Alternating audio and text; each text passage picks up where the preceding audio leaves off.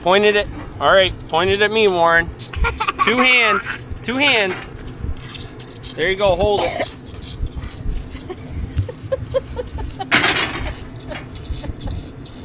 Look at that, Warren cam.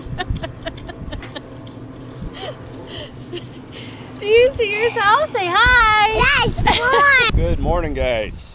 It is Friday, May 31st, or Saturday, May 31st. Oh, not a exciting week. Kind of got dry on Tuesday, so we planted some beans.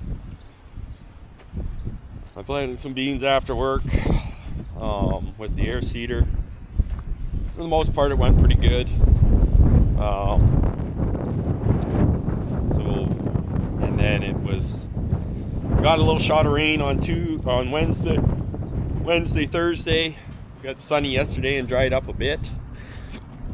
But finally got some heat, so the corn and stuff is turning around. And then it's kind of cool this weekend. We got some northerly winds. So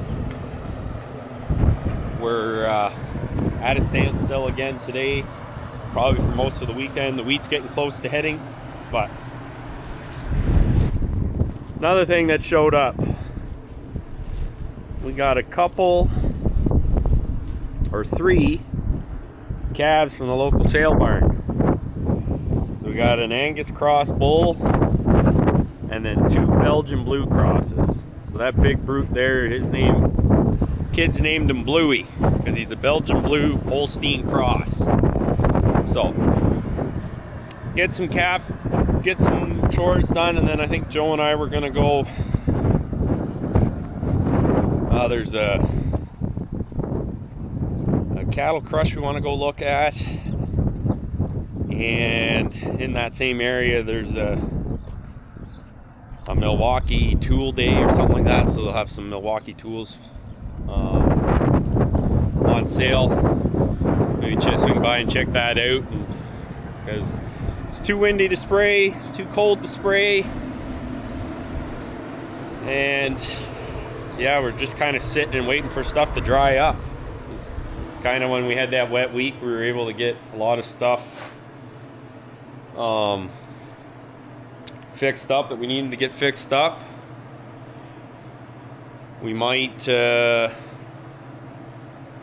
well, I know where the tool place is, they also sell like hardware and mounting stuff, so we might grab some of that stuff there and finish up the goat barn and get them moved over as well. Maybe do that tomorrow or see what time it is when we get back. So just gonna feed the calves their hay, and then we'll use the calf feeder to mix up some milk for the ones out in the hutch, and then we got to get some corn for the fat cattle and push up feed for everybody else, and then we should be good to go today. So feed them some hay, and yeah, I'll touch base with you guys in a little bit. The feed for there, Joe's already got it all set up in the machine. I just got to take it off automatic mode, dispense extra portions, and it'll put it right into the pail.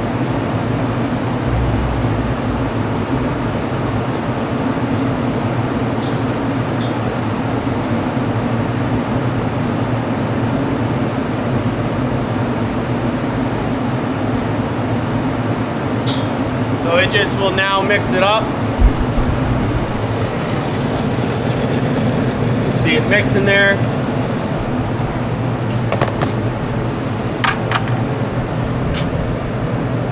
And then it's going to pump it out into here. So I believe it makes a half liter at a time.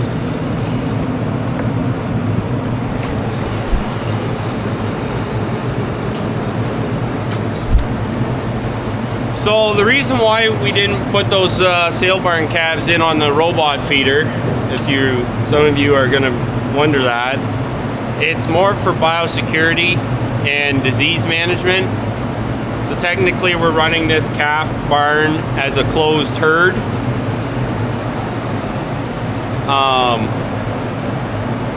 So once they get vaccinated and they've been here a while and they're used to all the bugs, or if they have a bug, they're through it, we will then bring them in with the other ones. Oh, I got a phone call here. Back to what I was saying with the closed herd. So when they go to the sale barn, you know, those sale barn calves can bring home a lot more than just themselves. So we're treating them as a closed herd in here. But once they get a little bit older and everything's been on our vaccination program long enough, then they'll mix fine. So we'll just keep them separate, and we feed them here. We used to feed all our calves with the milk bar feeders twice a day, and it was a lot of work. This robot feeder really frees us up, especially when we want to be in the field. We're not having to, you know, rush feeding calves in the morning. And yeah, so that's why we're doing it. So like I said, we just use this machine. It's filling it out. We've got 4 liters made. So these guys are gonna get 2 liters twice a day for the first week, and then we'll slowly ramp them up, and then we'll probably feed them for another 7 weeks. So they're gonna be on milk for a little bit, and they'll be out in that hutch. They got lots of room and space, and they actually do quite well in those hutches. I've raised groups before we got this thing set up. Calves did well. It was just a little extra labor. And you're kind of on a schedule like milking cows. You gotta feed the calves twice a day. So we'll get them fed, and then we'll get a bucket load of corn for the fat cattle. All right, so I got the milk in their feeder. Just come up and get them out. So there's the other Belgian blue cross calf. We got the 3 of them there. And they get onto it pretty quick.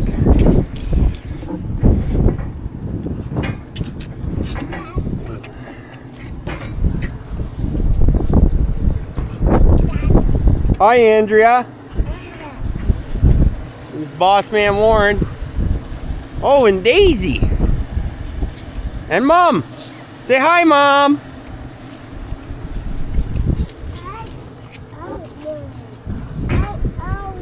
You want to hold this for Dad? Point it at... Alright, point it at me, Warren. 2 hands. 2 hands. There you go, hold it.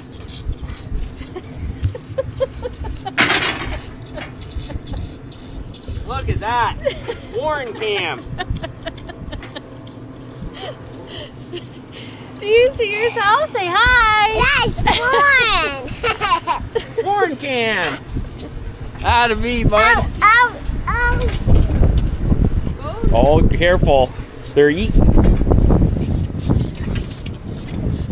So there they go. They're all on.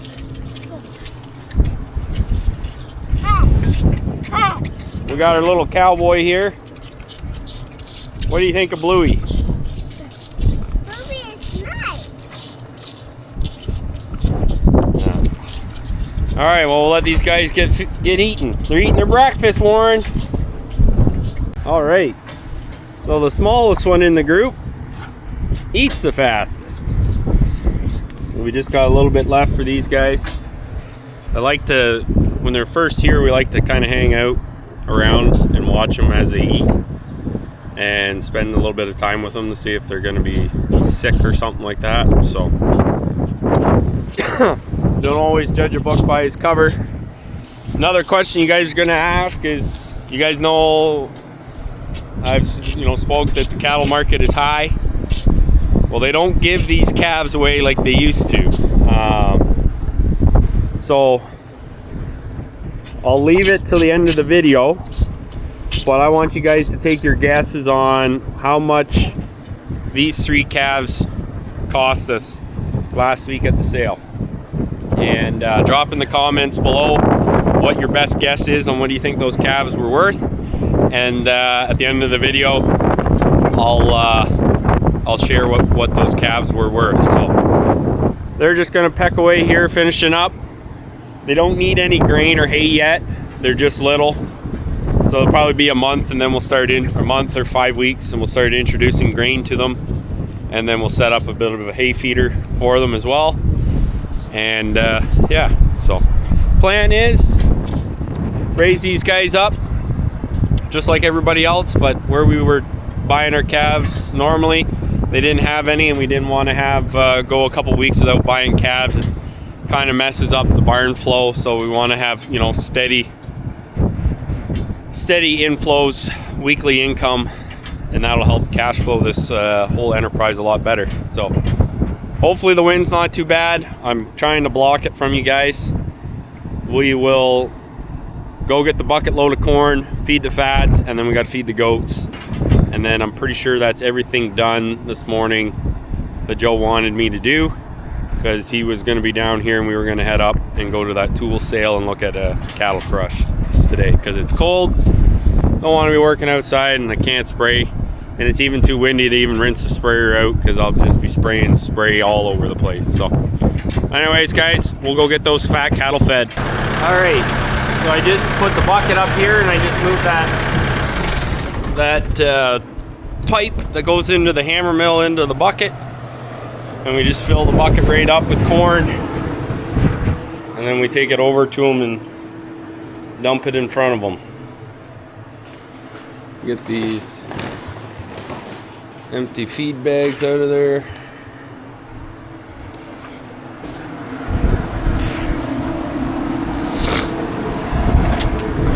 I'm still battling this cold.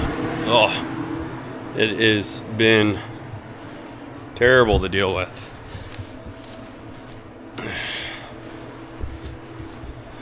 Oh, oh. Cut the bale strings on the bales. Gotta be a little acrobatic.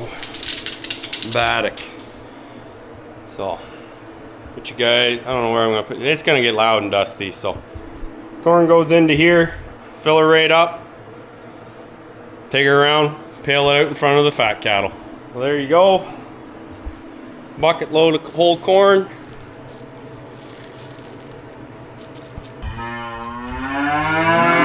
Joe cleaned these guys out yesterday because he met with the builders, or the concrete guys that are going to do the cattle yard for us, and they want to start next week.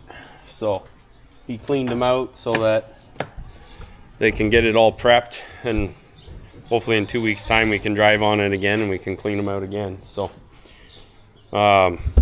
push up a little bit of feed that they got. I don't know whether we'll feed them before we go to up for the day or just feed them when we get back. But anyways, get it pushed up and get that corn all paled out of the bucket.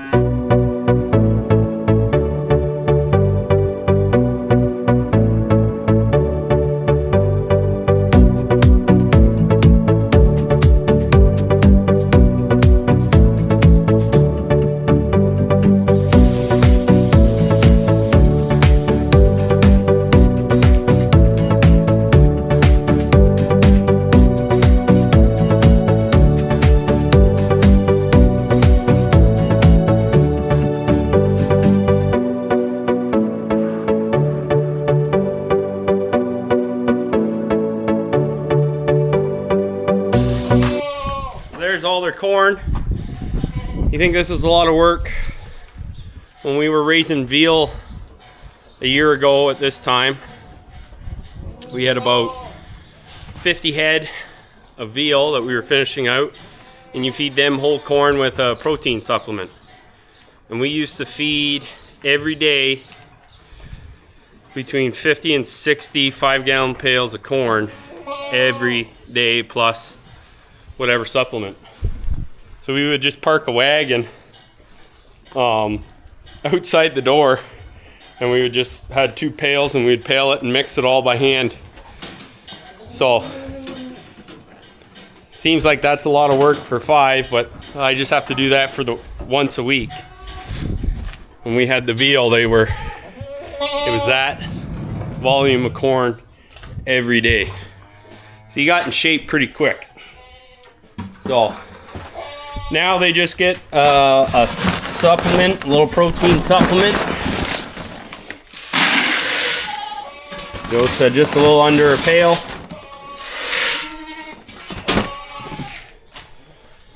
kind of like candier to them or whatever, but it's got their mineral and stuff in that.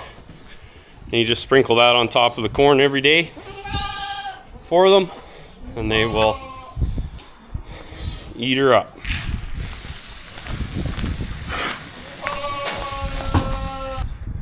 All right, I just need to grab a bag of feed for the goats, feed them, and we'll probably feed the stalkers when we get back, mainly because I think the sale's only running till this afternoon or something like that, and it's about an hour and 20 away, so we'll go and feed the goats and get ready to head out. All right, it's been a bit. We got back. Got my goodies. Picked up a 3/8 drive, impact socket, metric, and SAE, and they had a deal on there. I spent enough money on that. They threw in a pack out, and then I got another pack out bin with wheels on it. So the plan is take my other pack outs that I have, clip them all together, so when I go to do a job or something like that, I've got all my tools with me. And then on the flip side, when I'm not doing planter installs, we can throw them in the back of the truck easy, and then we got all our tools to fix stuff that evidently breaks on our farm. So I'm just getting this tombstone feed front out of this shed here, take it out back, and this is what will feed the goats their grain in.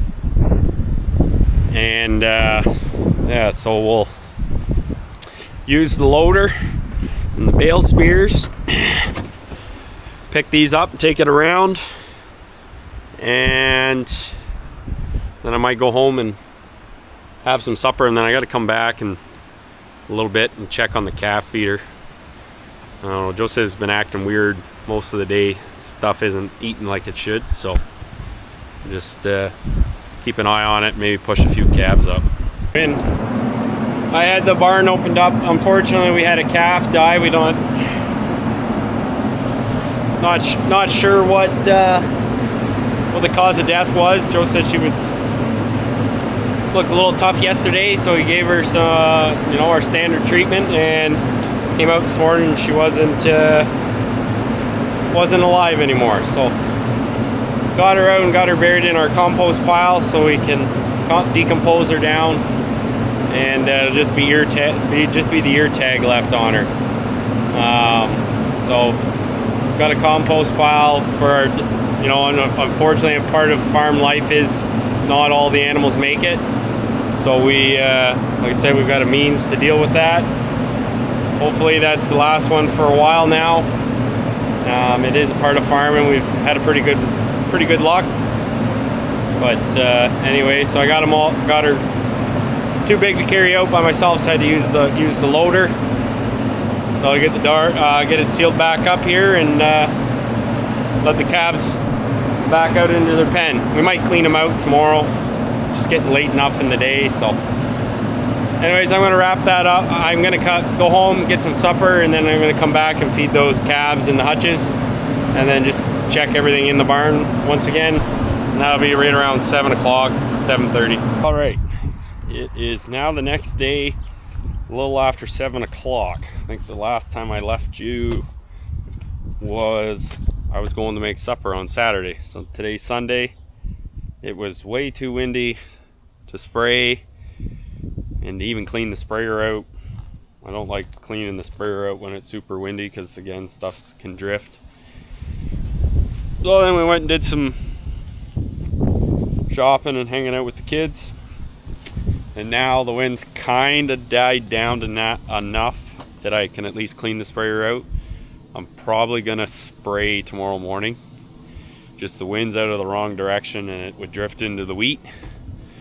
So we got to move this thing out of the way so I can get the sprayer out back, dump the rest of the chemical out, and then I've got bleach in here. Bleach is a really good cleaner, so I want to make sure that sprayer's clean, and then have it all parked and ready to load first thing tomorrow morning. I'll probably get up at 5 and go and spray. So anyways, we'll go get her rinsed out. And yeah, and then I think Joe is going to be around. We got to make feed for the stalkers and feed the hutch calves as well. So still lots to do, but like I said, today was Sunday. Nothing was really ready to work ground anyways, so kind of just keeping her low key, but finish up tonight so we can hit her hard in the morning tomorrow. Sprayer's all rinsed out, ready for tomorrow morning. Like I said earlier in the video, I'd end the video off with letting you guys know what each of these calves were worth. So get your final guesses in the comments before. So anyways, so the big one was like $1,580, bluey. The black one was $1,980, and that little one at the back, $2,050 for him. So the order in which they were purchased in incrementally went up. So the big guy was at the start, obviously, and so we got him for a bit of a bargain in today's world, and then got the other two at pretty much market value. It's in Canadian dollars, so wherever you're from, it's still a large amount of money for young calves, but that's the price you pay to play the game. So hopefully to do well and survive, so we're not not just having a $2,000 check that we got to add to the compost pile. So anyways, guys, I'm gonna leave it there. Catch up with you guys in the morning when I'm doing some spraying. Until next time, guys, keep her between the ditches.